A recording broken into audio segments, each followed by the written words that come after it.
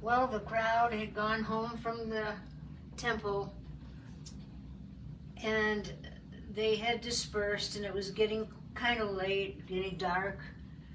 So Jesus, after he observed about the little woman giving everything she had into the temple treasury, he got up and he decided to leave the temple also.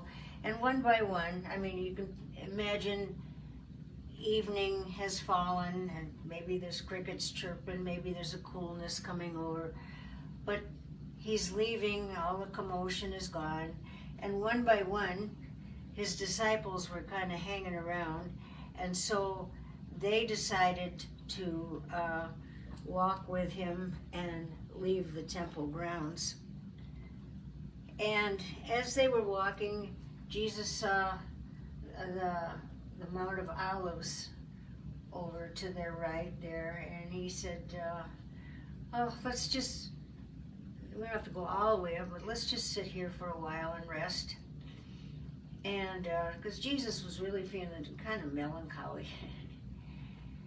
And as they sat there and talking and probably listening to the crickets chirping and stuff, a nice quiet evening, and Jesus said, you know, I've got another story I'd like to share with you. And because Jesus knew he was going to die, but he also knew that he was going to come back again. But as they were listening to the crickets and sitting there in the dark, he said, I've got another story I want to tell you, fellas.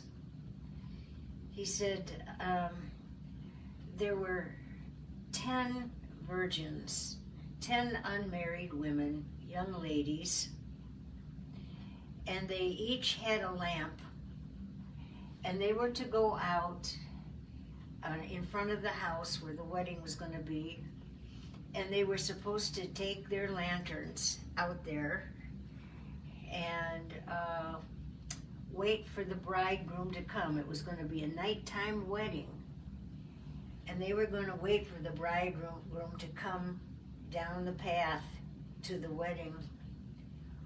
Well, they waited for quite a while, and they had, some brought extra oil for their lamps because they didn't know when the bridegroom was coming, but some didn't bring any extra oil at all. So they waited and waited, and pretty soon one of the girls up in the front said, oh, I think he's coming.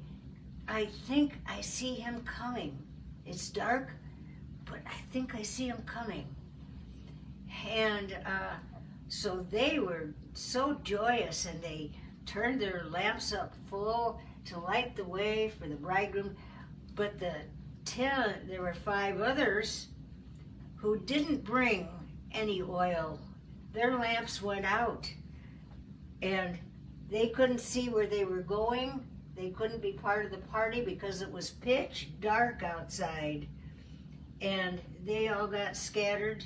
They weren't ready for the bridegroom to come because they didn't bring any extra oil, and they weren't ready, and they had to wait a long time, and they actually fell asleep. So they were totally unprepared. So 5 of the bridesmaids,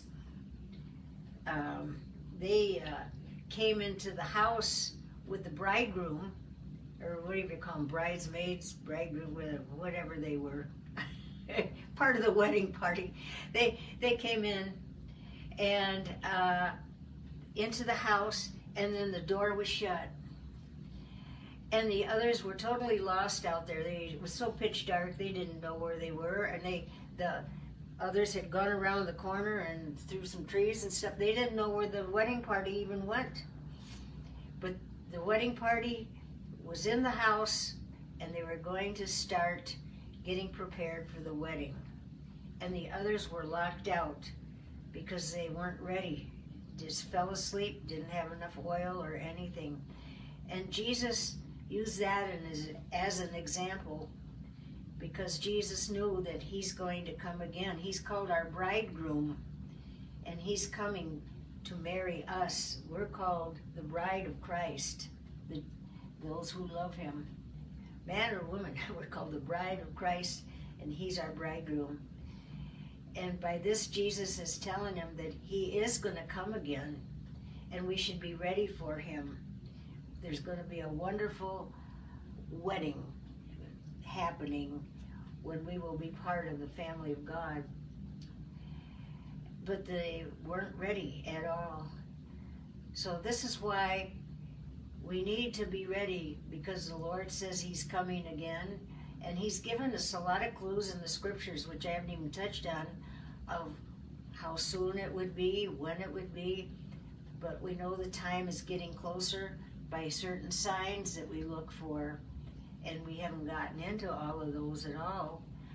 But we know Jesus is coming soon, and we have to be ready, and we have to have our lights ready, have extra oil, be prepared. In our hearts. We have to be prepared in our hearts, knowing that Jesus is coming soon, and be ready.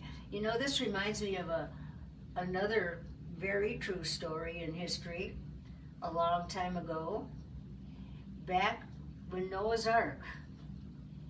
And Noah warned the people that the flood was coming, but the people didn't pay any attention. They were slothful, they fell asleep, they didn't care. Their hearts were dead and asleep. They didn't care. But then, after Noah and his family got on, it says that God himself shut the door to the ark. Nobody could open that door because God himself had shut the door of the ark. And so when the floods came and were rising, people were pounding on the ark, on the door. Let us in, let us in. But no, it was too late. And I think I know why God himself shut the door, because Noah probably would have caved and had compassion and started to let everybody in. But no, God sealed the door. And that's kind of goes along with the wedding when Jesus comes again. The door to the house is going to be shut, and the wedding party is going to go on. But there's a lot that weren't ready. They're still wandering out there in the dark. So we have to be ready. And that's what Jesus was telling his disciples in the Mount of Olives on their way home. It was a good excuse to rest a while too before they walked the rest of the way home. But I thought that was a very good story. We have to be ready. Keep the wicks of our little oil lamps trimmed and ready, and have extra oil. Be prepared, because we know the time is getting close. Okay, bye-bye.